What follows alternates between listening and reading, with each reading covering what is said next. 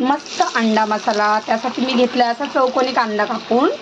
तर आता आपण पहिला कांदा परतून घेऊया. यामध्ये कढीपत्ता घालूया आणि हिरव्या मिरचीचे काप.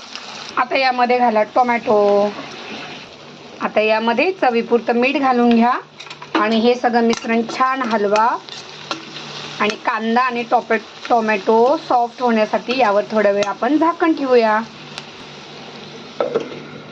तर आता आपण पाहूया आपला कांदा आणि टोमॅटो छान सॉफ्ट झालाय.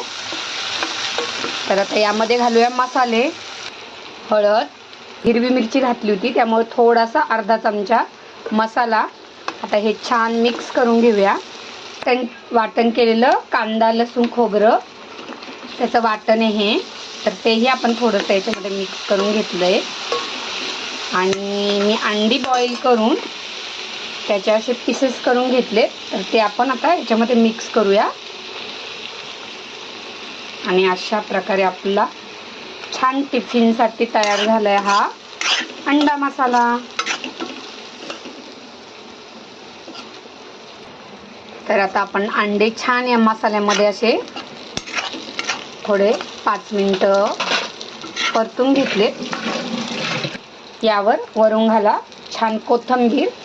आणि आता आपला हा अंडा मसाला रेडी झालेला आहे. पाहू शकता किती सुरेख दिसतोय.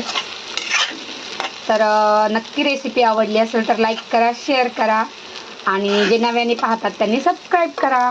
थँक्यू.